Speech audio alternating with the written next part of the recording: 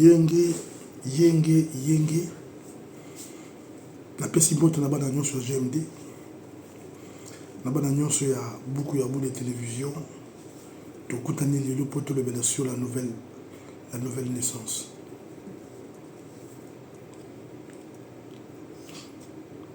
La nouvelle naissance. Mbotama ya sika.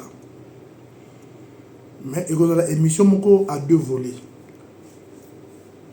Mbotama ya sika na sens ya baptême oyo ba chrétien ba baptême na sens sous ya bébé à botami. Mais je commence d'abord par les bébés oyo à botami.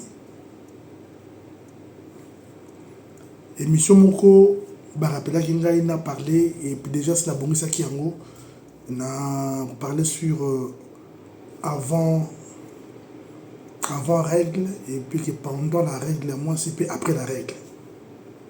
Et ça émission beaucoup spéciale. Très spéciale. On a coupé ça ba importance que tout le mois si oyo avec la radio sauté. Il y a une équipe puissante qui moi c'est oyo avec la na vierge. Et puis beaucoup comme moi. Na lenge nini na kangi yango pona pesa na pas posate na rozonge na yango. Chers amis, veuillez vous abonner à Mboka Boule Télévision. Tozwamani na Mboka ya RD Congo ici ka owapi to ali kuteya to ali kupesa mateya moto ola nanu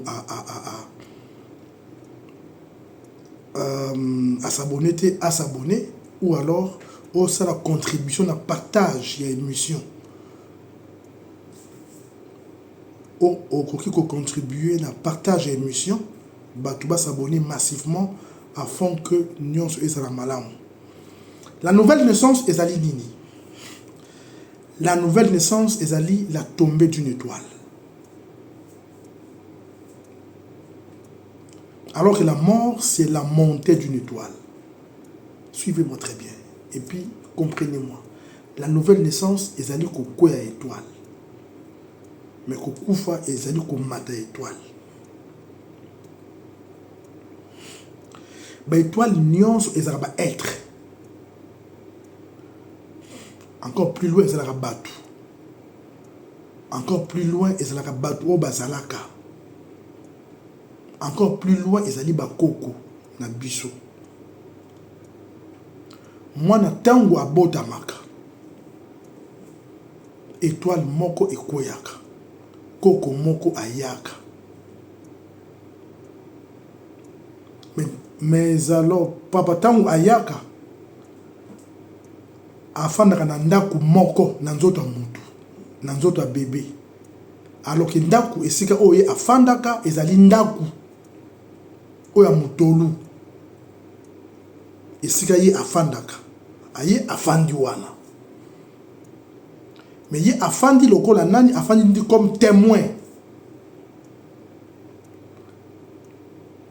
La seule personne oyo aza la rétrospection vitale ya mutu wana ye wana mutolu.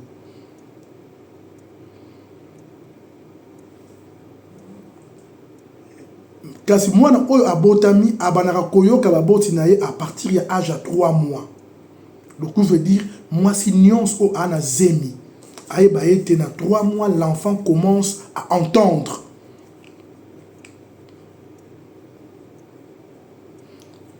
Et puis en quelque sorte l'enfant peut aussi vous sauver. Aux un problème songolo par na musala les kambomoko boy. Parler avec l'enfant pour l'enfant azali na contact direct na batu bakufa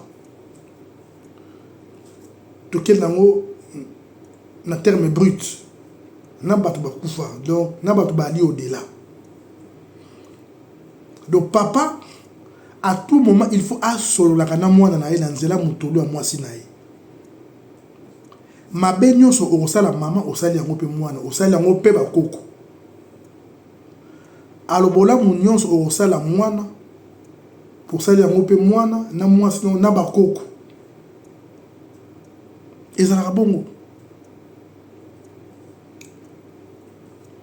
Moi, na bota maka. Na premier jour, na deuxième jour, ayebi ke kombo na ngai autant parce que ba pesera moi na kombo na zemi, ba pesera moi na kombo libanda te. Moi na o azwa kombo libanda, na azwa kombo na zemi, ba sera différent. Ba sera différent. Je vous dis bien ba sera différent. Retenez cela. Ba différent na ba énergie na bango. Ba li différent na ba talent na bango.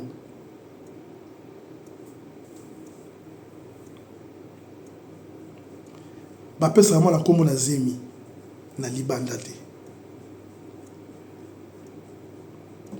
Alors, pendant que maman a la zemi, à partir de 3 mois, que les parents commencent à parler avec son fils ou sa fille.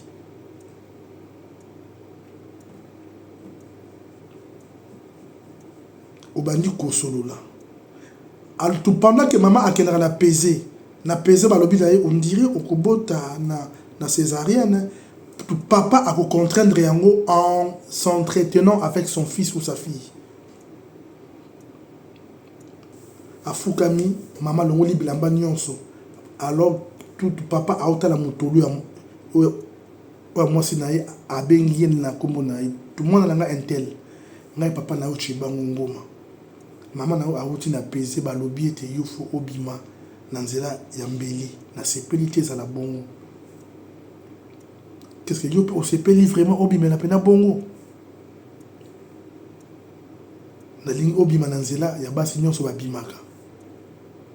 Ndenge ozali na position na yo obongama obipa malamu olobi oyo koloba yango pe kosalama, ça ne changera pas. Je vous dis, tout ce que tu diras, c'est ce qui va se faire. Je vous le dis et je vous le répète que cela est vrai.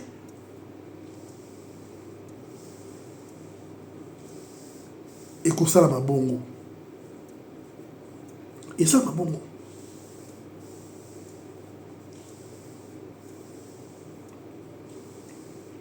Alors que c'est on a baboti oyo baboti na kolanisama na enseignement oyo parce que bana wana bakozala ba génie. C'est mes amis kokola. Na neto mona ba mokili. Mai banzete bangomba ndenge pe na libumu mama pe esalaka. Mai banzete bangomba baniama biloko nyonso.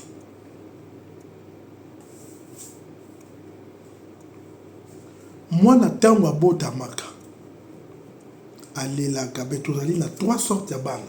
Tozali na bana oyo abotami aleli te. Abotami aleli na oyo abimi na makolo me na mutu te. Tout ce qu'on appelle basuda. Na bana oyo misatu ils ont la différence nango. Toko tangisa ba différence moko. L'enfant normal abimi na mutu na kolela.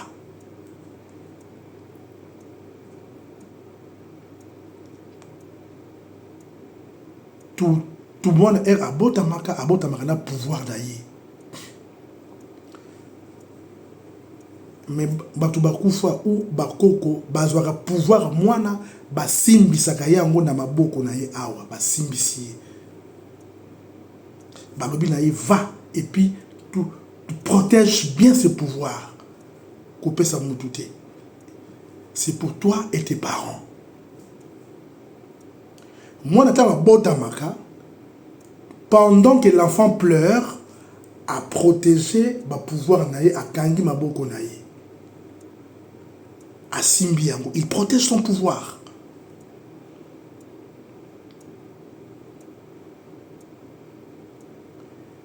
Mes parents naïe, et que c'est la base na papa, na maman ou maman yé mouko. Maman a cause la première personne ya kozwaye a fongolier le boko.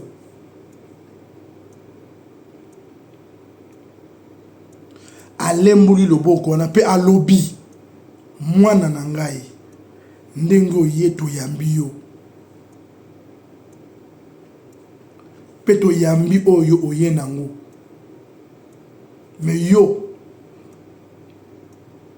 kaka ndenge papa na yo alobaki na yo ndenge bosololaki po nazemi déjà il faut papa asolola na mwana na ye ke yo faut zala mutu munene yo faut zala boye yo faut zala boye yo faut zala boye orelater même tala libota na ngai tutu mutu madunga zate tutu na linga zala nde yo orelater mama soko akorapele yango kaka ndenge papa na yo asololaki na yo.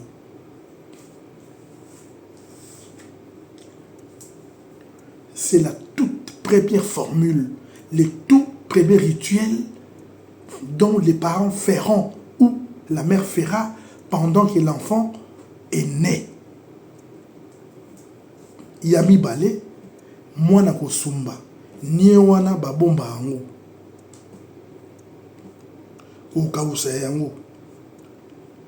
Yami satu, mwana bakosukula ye pa premier bain, mai oya liboso wana babomba yango. Babwaka amai wana te. Tout peu importe les problèmes oyo yo kozwa yo papa ou maman na mai wana, c'est de là où tu vas tirer ta solution. Ni au moins asumba ki wana boka osango e communauté moi poussière ni wana moi moke bochela ina à manger na imoko aller, l'enfant ne sera plus jamais empoisonné. Après bozui kama muke bocheli yango na poudre na ye titango boche yango na mutu boye ata batu baliaka ke mwana mutu o bongo bakoko kate ata ba 1001 sorciers. Les rituels tournent tout autour de la même personne dont la personne elle-même ne connaît pas qui elle est. Qui peut avoir une question posée par rapport à la nouvelle naissance? Première partie. Parce que tolito te abana na biso oyo bazali kobota sikoyo. Bapara bali kobota sikoyo. Baye bandenge bakomemela bana wana. Pour moi, tout à une nouvelle étoile. Mais il vient avec son étoile protégée. Pendant que l'enfant pleure, il protège ses étoiles. Nanda kuna yoko lingarate ki mutu opesi ye mwana afongola ye maboko asimba kaye boy. Il ne faut pas. Il y a un secret tout autour de ça. Moi, je suis botami na 8e jour. Nde tala na ye eyaka e fandi na mutolo.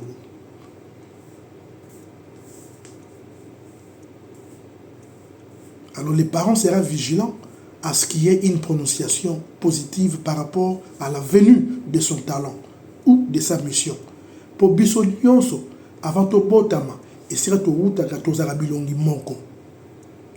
Nous tous to ruta bilongi moko. To comment la bilongi différent par rapport à différentes missions na biso. C'est nos différentes missions qui différencient nos visages.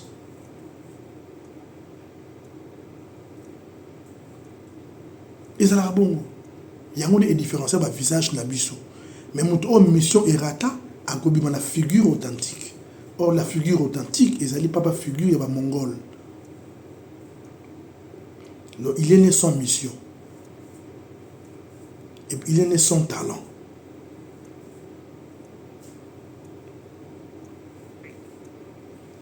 Alors, maintenant que pendant que l'enfant a la liboumouya maman, nous avons des personnes mal intentionnées. Oh, bébé sakabana na liboum. Okumona mwana abotami autiste. Or, autiste est la initiation prénatale. Ba initiement na liboum. Bakati misisa ou antenne ya connexion. Na ye na bakoko. Ba bébissier. Comme si il y a une intelligence nocturne. Alors moi, akobotama non selon les ancêtres, mais selon eux. Moi, l'enfant sera têtu.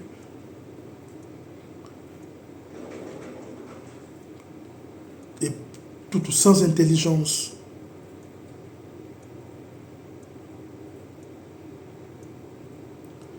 à ce qu'on appelle en français débile mental.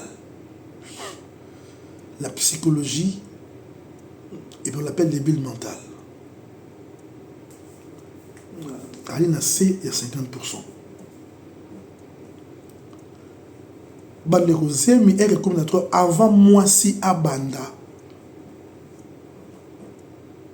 C'est peine naïe. C'est peine l'autre bengi la consultation prénatale. Encore plus loin, peser.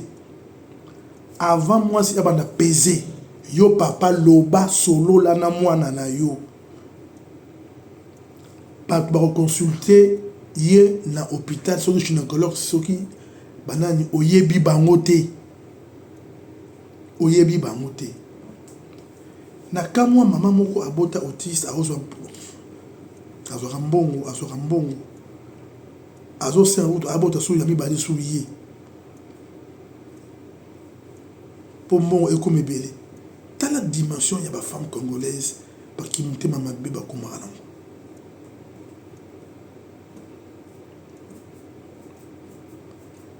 Chers amis, la naissance est un mystère. La naissance est un mystère. Tu vas dire toujours la nouvelle naissance. Moi, na botami.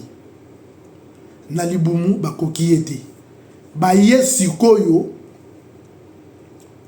Pour balingi ba ensorceler pour na libumu bakokiete. Les sorciers feront les apparitions. Bakobana ko apparaître dans ndaku. Je vous ai toujours dit que les apparitions ne se font que na tolte, na toite, na ba extrémité, na ba kwe yandaku. Alors que la pleure, c'est le langage d'un enfant. La pleure est le langage d'un nourrisson. Tout le monde a ce qui a passé à rouler là. Et puis, ceux qui ont mis la boutou, là. Aussi longtemps vous faites un constat que l'enfant pleure la nuit, comprenez qu'il y a une apparition dans Nakunayo, yonde ozomona bangote, mais yé a omona bango. Azoye bisayon na langage à pleurs. Qui omona bangote ne pas déranger ngai. Omona bangote pour la énergie abattoine et énergie négative. Et qui correspondre à l'énergie naturelle à bébé. C'est pour l'enfant pleure la nuit. Quand tu vois ça, les parents feront quoi? Pendant que l'enfant pleure la nuit, on comprend que tu es Zwaka Mai, Boaka Nabakwe, ya Miranda, Boaki, comment on a kaka, Moana, Artika Kolila. Les esprits partiront et ils ont. Les esprits rentreront et aux ombres. Je vous donne des secrets qui peuvent vous les apprendre à part beaucoup de télévision, chers amis. Il faut partager nos émissions partout. Ça va aider les vies humaines. Et au son belé. Nous sommes là pour vous. Toza awa pona bino, tozali pona bino. Tozali awa pona bino. Je dis bien tozali awa pona bino. Nous ne faisons que vous enseigner les vertus spirituelles. Tozana pour ça, bana o bazobota na génération ya lelo que les parents soient enseignés. Pour mabe koti et belé. Tozana batu ya ba société secrète. Et belé baza ba médecin. Et puis encore plus loin que attention avec les médecins au monde anasin ya mutema awa et kebna flèche tout cœur percé baza batu il y a cercle il y a l'une des sociétés secrètes il y a des hôpitaux il y a agents il y a sociétés secrètes tout le monde a battu dans l'hôpital wana yeba qui a obimata au kufa. Mais une mission, tout le monde est au bango, exacté. Mais on en parle dans GMD. Qui est dans l'hôpital intel? C'est à des arts, intel. Paye à miner dans l'amboka. Toye bien. Nous connaissons.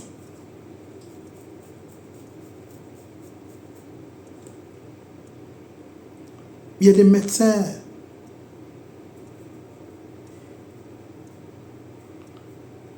un cercle moko. C'est pourquoi que par rapport à la nouvelle naissance, j'avais voulu à ce que tout le monde a ça l'effort à publier on a battu mona battu l'émission Oyo pour la kozonga lisusu pour émission Oyo et Sangani na l'enfant sur la nouvelle naissance et puis la mort et l'accompagnement des ancêtres. Pour parler sur la pleure et puis la sourire. La jeunesse et puis les vieillards. Donc, la jeunesse et puis les vieillissements plutôt. Il y a beaucoup, je dis bien il y a beaucoup d'histoires qu'on doit partager, chers amis. Alors moi, je ne demande que votre attention. Je ne demande que votre attention. J'enseigne plus à Lingala parce que c'est la plus belle langue du monde. Il faudra que vous commenciez à enseigner dans vos langues locales. Car c'est par des langues locales que les compréhensions sont mieux captées qu'en français. Car le français, c'est une langue étrangère qui n'est pas la nôtre.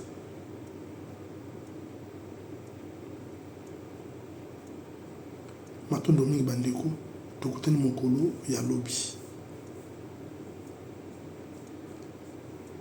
La femme enceinte doit aussi avoir un bracelet. Ça va la protéger tout au long de la grossesse. Ma bégoyade. Je vous aime beaucoup. Tokoten lobby. Matondo.